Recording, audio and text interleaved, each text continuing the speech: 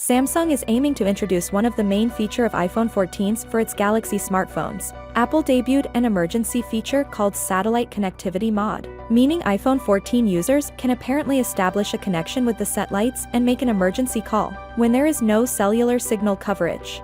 It seems Samsung don't want to be left behind, and they will also bring this feature to the future Galaxy phones. According to Tips Rock, Samsung will be the next smartphone brand in line to jump on satellite connectivity mode for its Galaxy smartphones. Well, as Apple made a big first out of something that won't be available until November and will be limited in US and Canada only. However, they are at high chances that Apple will expand this feature to other countries later this year.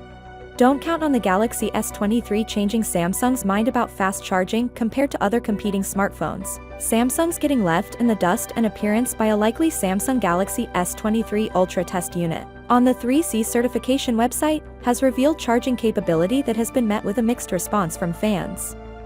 It seems Samsung wants to continue playing it safe with the Galaxy S23, Galaxy S23 Plus and Galaxy S23 Ultra by not following light and fast charging trends in the Android smartphone space.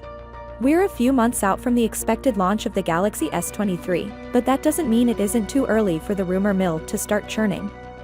The Samsung Galaxy S, they're almost always the first device, is available globally with the latest Qualcomm processor, with permission from Xiaomi.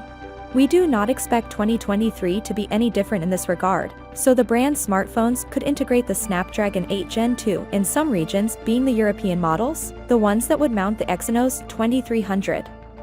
However, Samsung may drop Exynos-powered Galaxy S phones next year, so it's not entirely certain.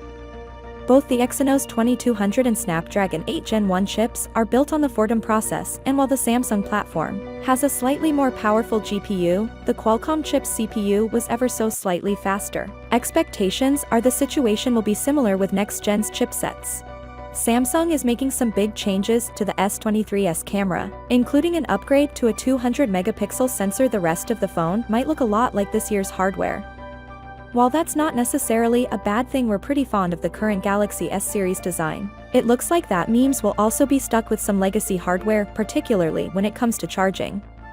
As tweeted by notorious leaker Ice Universe, the Galaxy S23 passed through network certification today on its way to becoming a real boy phone.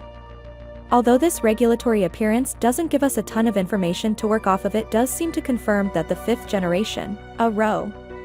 Let me know it down in the comments section, and I'll see you guys in the next one. Peace out.